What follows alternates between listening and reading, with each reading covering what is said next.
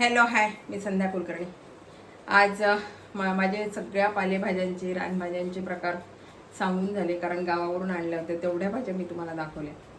आता राहिला आहे तो कढीपत्ता. मी गावावरून कढीपत्ता पण आणला, तर म्हटलं याची चटणी करावी आता आणि तुम्हाला पण दाखवेन. आणला मी चटणीसाठीच होता, कारण इथे ना भाजी मंडळीतूनच एवढा चांगला मिळतो. गाडीवाल्याकडे एवढा आणत नाही, आणि आणला तरी ते देत नाही एवढं व्यवस्थित. अगदी एवढीशीच काढी देतात आपल्याला. भाजी मंडळीत गेला तर भरपूर मिळतो. आणि सध्या आता या पावसाचं माझं जाणं पण होते, मग आणायशी आणलाय तर म्हटलं मग तुम्हाला पण दाखवावी की मी चटणी कशी करते, आणि करायची पण होती मला चटणी. मी आणला त्याच्यासाठीच भरपूरच आणला होता. तर हे बघा, आता हा कढीपत्ता आहे. आता हा स्वच्छ अजून आहे थोडा, पण मी आता तुम्हाला दाखवायला एवढाच घेतला. तर हा आता स्वच्छ धुवून घेणार आहे मी. 2-4 पाण्याने स्वच्छ धुवून थोडंसं सुकवून घेते कढीपत्ता, सगळं पानं काढून. हा कढीपत्ता याला लागणारं साहित्य तुम्हाला सांगते मी काय काय वापरते कढीपत्त्याच्या चटणीला. हे बघा, डाळ असलं तर डाळ वापरायचं, नाही तर मग हरभऱ्याची डाळ असली तर हरभऱ्याची डाळ वापरली तरी चालेल. म्हणजे माझं मी वापरते ते तुम्हाला सांगते. पण माझ्या घरात ना आता फुटाणे होते, साधे आपले काळे फुटाणे होते. मग मी त्याचे साल काढून घेतलं आणि हे फुटाणे घेतले. तुम्हाला जर फुटाणे नसतील तर मग तुम्ही हरभऱ्याची डाळ किंवा मग डाळ असेल तर फारच छान, काय असेल ते वापरता येईल. तर हे मी फुटाणे घेतले, सगळे साल काढल्यावर का पण त्याचे बघा पूर्ण साल काढून घेतले. डाळ घेतली तरी चालेल किंवा हरभऱ्याची डाळ घेतली तरी चालेल. तर हे डाळ आणि तीळ घेतले मी. हे उडदाची डाळ घेतली. हे खोबरं घेतलंय, आणि याच्यामध्ये ना जिरं आणि 2-4 लसणाच्या पाकळ्या घेतल्या. शेंगदाणे घेतलेत, लाल मिरच्या, आणि बहुतेक ना कढीपत्त्याच्या चटणीला चिंच वापरतात, पण मी चिंच खात नाही. चिंच शक्यतो नाहीच, मी चिंचच नाही खात. तर त्याच्यामुळे मी आमचूर पावडर वापरते. एवढी मी थोडी वापरले जाईल, पण घालताना मी एवढी घेतली, थोडी वापरली. आणि मीठ. याला लागणारं साहित्य एवढंच आहे. आता ही कशी करायची चटणी तुम्हाला सांगते. बघा, मी हा छान ना 2-4 पाण्याने स्वच्छ असा धुवून घेतलाय, आणि थोडंसं सुकवलं, पण तो काही फार सुकलेला नाही, त्याला पाणी आहेच. आता मी छान थोडा थोडा करून छान भाजून घेते, आणि मग बाकीचं भाजते. कारण आता हा भाजला तर मग हा थंड होईल आणि व्यवस्थित होईल, म्हणून भाजावं लागेल. बाकीचं थोडं तेल टाकून भाजलं तरी चालेल, पण हा मात्र मला कोरडाच भाजावा लागणार आहे आधी, कारण त्याला थोडीशी ओल आहे ना, म्हणून. आणि हे बघा, मी आता हा छान कढीपत्ता भाजून घेते. थोडा थोडा टाकते, कारण काय ना थोडी ओल आहे ना, मग ती थोडी असे एकदम कढईभर नाही घालत. हा थोडासा सुकला की मग तो छान कढीपत्त्याचा धुतानाच इतका छान वास येतो कढीपत्त्याचा. मी आता छान हा भाजून घेते. आणि हे बघा, आता छान हा कढीपत्ता मी भाजून घेतला. आता हे सगळं भाजून घ्यायचं. हे जेवढं आहे ना, एक हे भाजून घेते. आता मी तेल नाही वापरत, शक्यतोवर तेल याच्यासाठी नाही वापरायचं की जर चटणी ही ठेवायची असेल मग काही तेलाला वास येतो, मग ते जास्त दिवस चटणी ठेवता येत नाही. आणि ही चटणी कोरडी आहे ना, म्हणून मग जास्त दिवस राहायला पाहिजे, म्हणून फार तेल नाही वापरायचं. कुठलं काय असेल ना, पण फार तेल नाही वापरायचं याला. तर मी तेल अजिबातच नाही वापरत. फक्त मी मिरच्या तळ्यापुरतं तेल वापरणार आहे, बाकी फार मी तेल असं नाही वापरणार. मी आधी ना उडदाची डाळ छान भाजून घेते. आता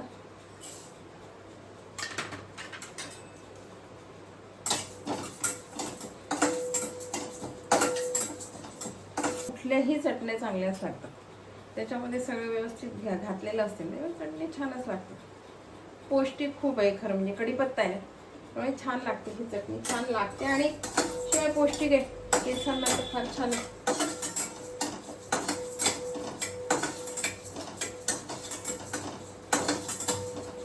फुटाणे तर काय भाजलेलेच आहे, त्याच्यामुळे मी काही हे भाजणार नाही. आता हे फुटाणे सगळे भाजलेलेच हे असेच टाकते याच्यामध्ये.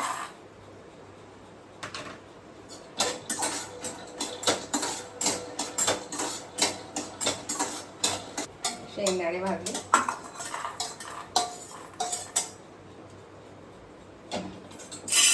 तर तीळ घालते. तीळ घेते भाजून. तीळ काही फार असे घेतलेले नाहीये, थोडेच घेतले तीळ.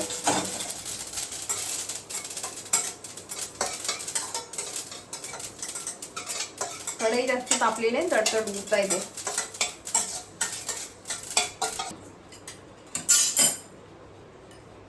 आणि हे खोबरं भाजून घेतलंय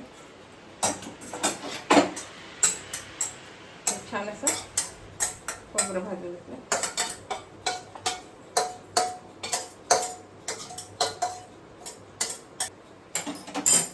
आता मग जिरं आणि लसण आहे ना, हे थोडंसं भाजून घेते.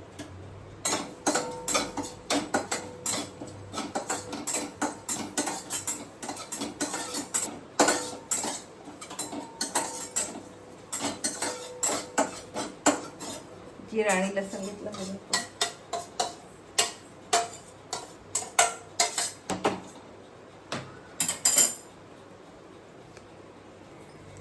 आणि आता बघा कढईमध्ये ना थोडंसं तेल टाकते, कारण आपल्याला मिरच्या हे करायची आहे ना, म्हणून थोडं तेवढं पुरतं अगदी तेल टाकते.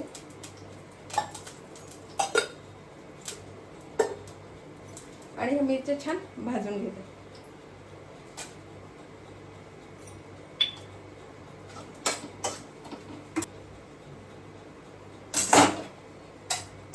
मिरच्या भाजून घेते.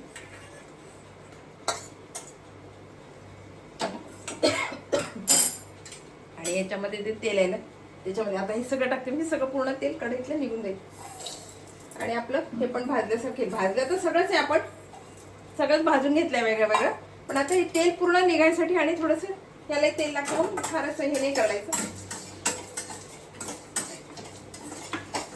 तेल अगदी कमी घातलंय, घातलं की नाही घातलं, अगदी थोडंसं तेल घातलं तरी म्हटलं त्याच्यातून हे सगळं काढून घ्यावं. आता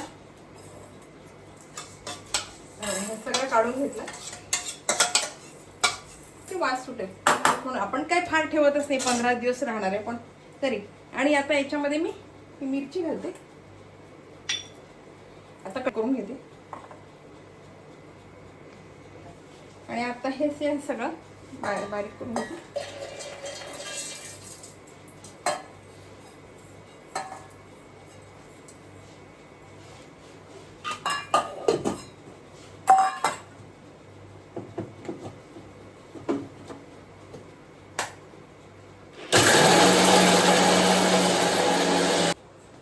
आणि हे बघा, हा छान मी कढीपत्ता काढून घेतला. आणि हे अर्धवट केलेलं होतं ना, हे आता याच्यामध्ये टाकते आणि सगळं बारीक करून.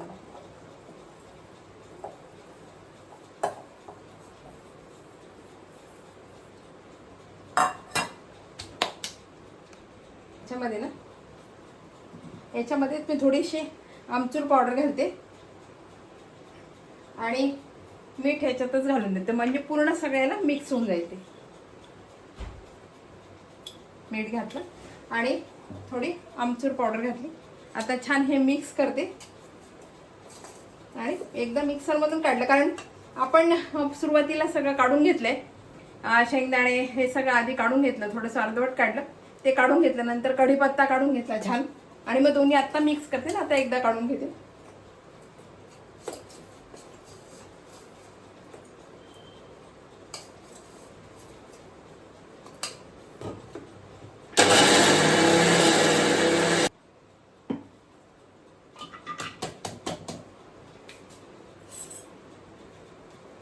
हे बघा, आपली चटणी तयार आहे.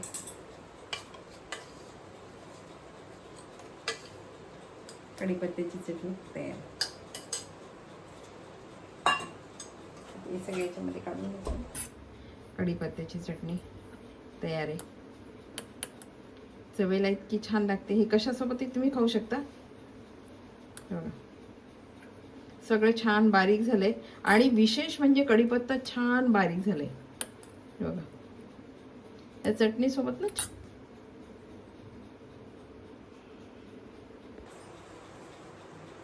आणि हे बघा, आता आपली कढीपत्त्याची चटणी तयार आहे. आता हे 15 दिवस सकाळ संध्याकाळ भरपूर खाल्ली तरी पुरल. फार काही कढीपत्ता नव्हता, असे 2 हे होते. अजून थोडा आहे, मी थोडा मुद्दाम ठेवलाय. म्हटलं कशाला भाज्यांना वगैरे लागतो म्हणून तो थोडा ठेवलाय, बाकी सगळा वापरला. तर बघा, ही चटणी इतकी पौष्टिक आहे. पण एकच करायचं, आपण आधी एक तर कढीपत्त्याचे पानं काढून घ्यायचे, किंवा मग आधी आपण जे आता सगळं वाटण केलंय, खोबरं, शेंगदाणे, हे हरभऱ्याची डाळ वगैरे हे सगळं फुटाणे म्हणा, हरभऱ्याची डाळ, उडदाची डाळ, हे सगळं आधी काढायचं. आणि कारण ते पण सगळं कडक वगैरे असते, तर ते आधी सगळं काढून घ्यायचं आणि नंतर मग कढीपत्ता काढायचा.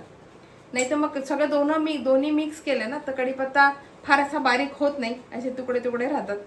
जरी आपण भाजल्या गेला छान तरी तो नाही बारीक होत. म्हणून मी सगळं आधी काढून घेतलं, सगळं वेगळं वाटी याच्यामध्ये काढून घेतलं वाडग्यात, आणि नंतर मग कढीपत्ता त्याच्यामध्ये काढला आणि नंतर सगळं एकत्र केलं. म्हणजे पूर्ण एकत्र नाही करताय, थोडंसं वेगळं वेगळं सगळं काढावं लागते. म्हणजे बाकीचं सगळं एकत्र, पण कढीपत्ता वेगळा बारीक करून घ्यावं लागतं, म्हणजे ते छान बारीक होतो असं. बघा ही रेसिपी तुम्हाला कशी वाटली, आवडली का? आवडली असेल तर लाईक करा, शेअर करा, सबस्क्राईब करा, म्हणजे असे नवीन नवीन माझे व्हिडिओ बघायला मिळतील. बाय. आणि करून बघा, करत असालच तुम्ही, पण थोडासा फरक असतो, कोणी काय घालते कोणी काय घालते. तर हरभऱ्याची डाळ म्हणा किंवा डाळ म्हणा किंवा फुटाणे, आता माझ्या घरात फुटाणे होते ना, तर मी फुटाणेच, काळे फुटाणे होते, साल काढला आणि फुटाणेच घातले. एवढाच फरक आहे, बाकी घालण्यातच फरक आहे. थोडं थोडं कोणी काही घालते कोणी काही घालते, कोणी तीळ घालत नाही, कोणी खोबरं घालत नाही, असा प्रकार असतो. तर हे थोडंसं आपणही घालून बघायचं, म्हणजे मग कशी होती ती चटणी आपल्याला कळेल. आपण करतो त्याच्यापेक्षा थोडीशी वेगळी लागेल. तर बघा रेसिपी कशी वाटली, आवडली का? आवडली असेल तर लाईक शेअर सबस्क्राईब करा. बाय.